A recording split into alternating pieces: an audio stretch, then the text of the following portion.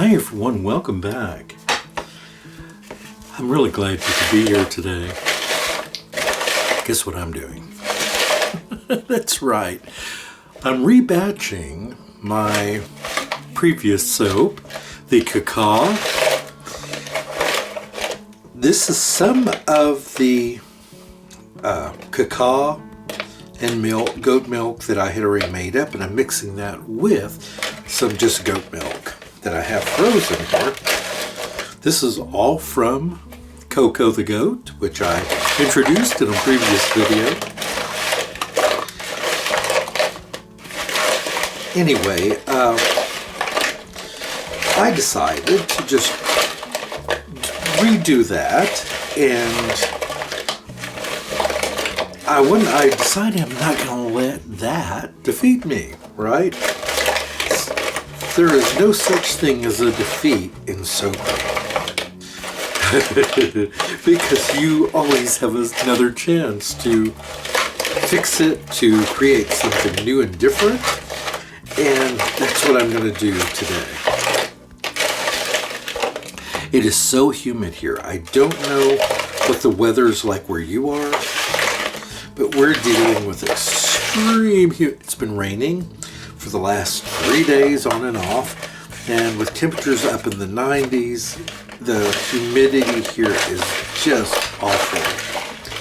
I hope where you are it's much more pleasant, because here it is pretty miserable outside and inside, unless you run the air conditioner all the time, which of course takes the humidity out of the air. But it's costly to run my air conditioner. I have an older air conditioning system in my home. Now, in my den, I have just a window unit, which is just fine if I'm spending my time in there. And my office is right next to that, so no problem. But the soaping room is at the other end of my house. So in order to cool it, I have to turn on the whole house air. Now you may wonder, well, why not put a window unit in the soap room? Because of noise.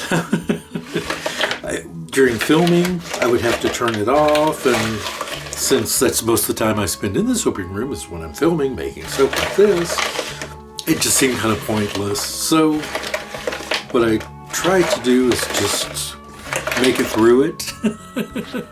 You know, while a video may only be 15-20 minutes long, the whole process sometimes of soap making can be a couple of hours or even days, depending on what you're doing. Alright, so anyway, I'm just complaining about the heat, which is silly in Texas, because if you live here, it's just going to be that way. Now, I will say that it's much worse further down south, like where Houston is and near the coast. Oh, the humidity there is just awful, in my opinion. I'm sure that there are people that live there that don't mind it. I'm not one of them.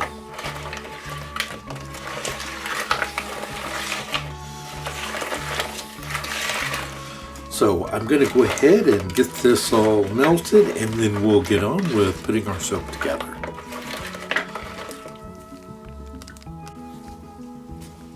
So I'm going to take these and cut them up into little cubes.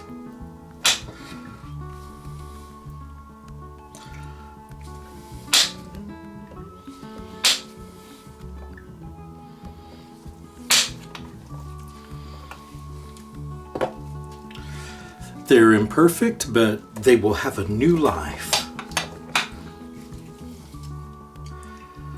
Wouldn't it be great if all of life was like this? If you got do-overs? I certainly would take up that challenge at a few junctures in my own life. But I will tell you that some of those adventures, as horrible as some of them were, I wouldn't trade the experience that has given me and the education that it's given me for anything. Because if nothing else, I think I've learned great empathy and understanding for others in those similar situations. And I'm sure you feel the same if you think about it. Even those deaths that we may have had, losses, they have helped us to grow and be, if nothing else, more understanding of other people in similar scenarios.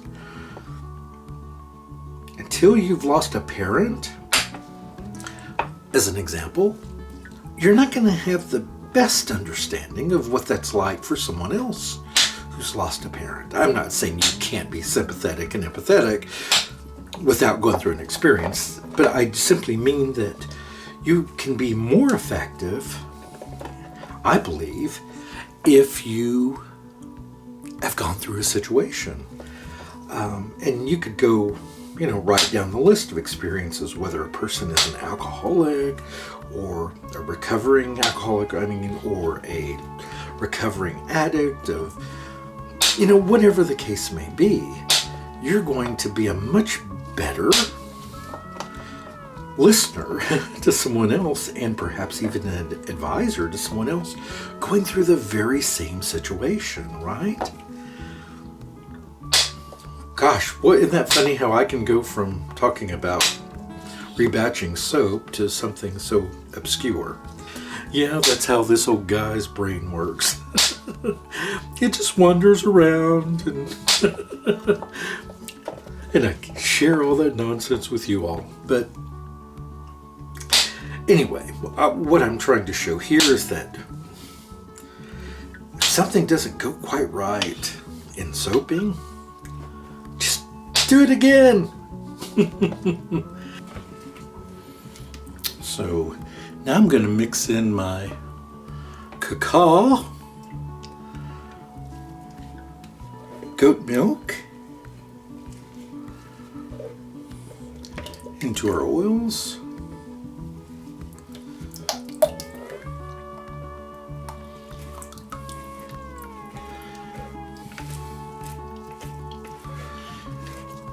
And we're going to, this time, I'm being much more careful. First of all, since the cocoa butter is already in the original soap, I didn't add nearly as much to this, so the chance of it seizing on me, excuse me, I just went blank for a moment, or as much.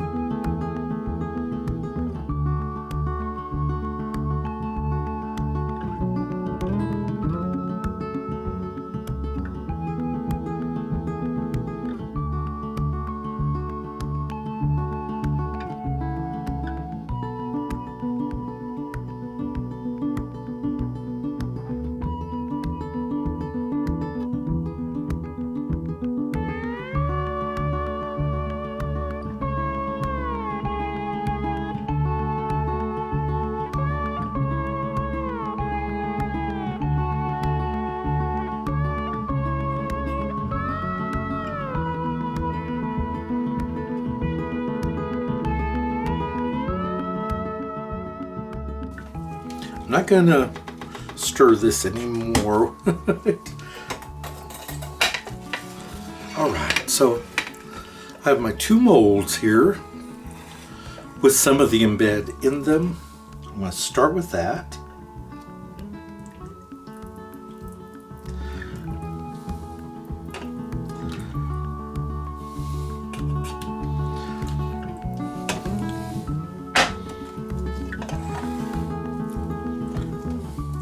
Got another one here.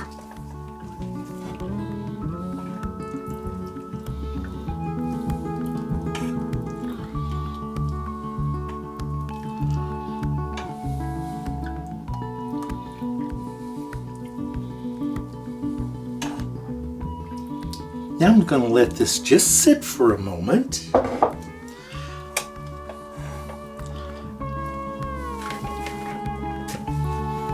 before I add. Oop, sorry, I didn't mean to push them back that far. There we go.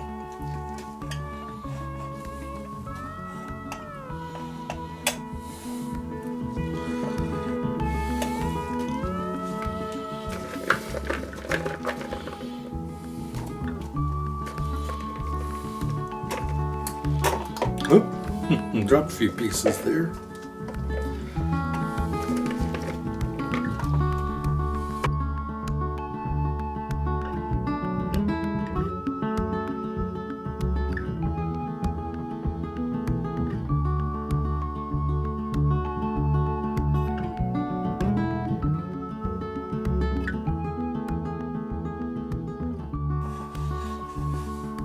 And that's really all I'm going to do, and then we'll come back and we're gonna cut it, okay?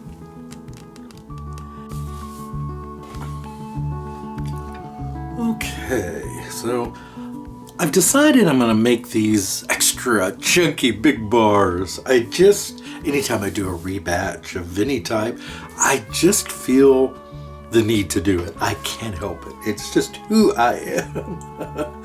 So I'm cutting these at about 1.5 inches. These are going to be some big honking bars. Hang on to me.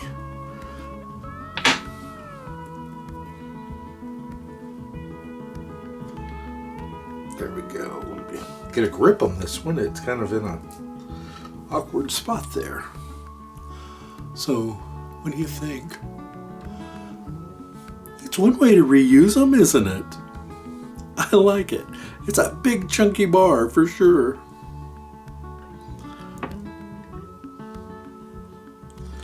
All right.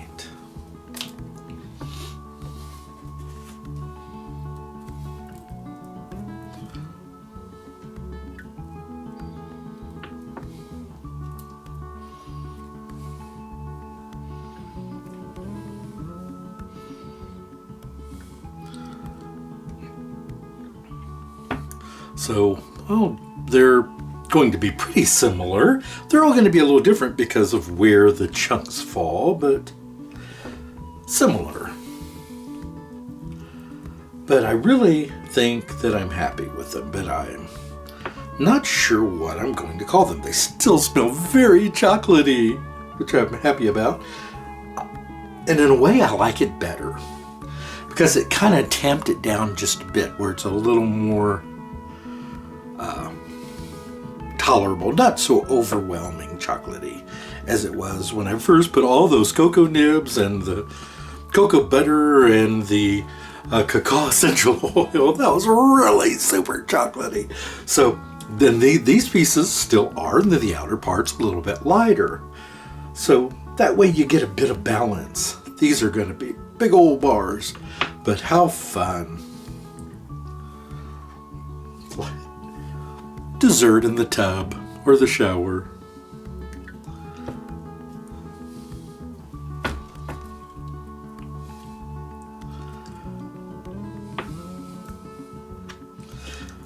Are they showy? No, they're not terribly showy, but I still think they're pretty awesome.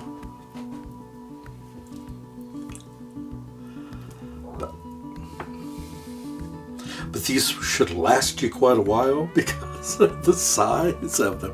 Again, see how wide and thick those are. So parts of it are certainly more showy than others. Showy is not quite the word I'm thinking of. It's just the embeds are more pronounced in some areas than others. Here, I just want to cut off that end there. There we go. Oop, and then I bang the corner. Nice, Patrick. Okay. So there you have it. I'll go ahead and get the other loaf cut, but they're all going to be pretty much like these. But gosh, I hope you've enjoyed this. It was a lot of fun. I appreciate your patience with me in remaking these, and I think they turned out pretty great. Let me know your thoughts. Have a great day, everyone. Goodbye.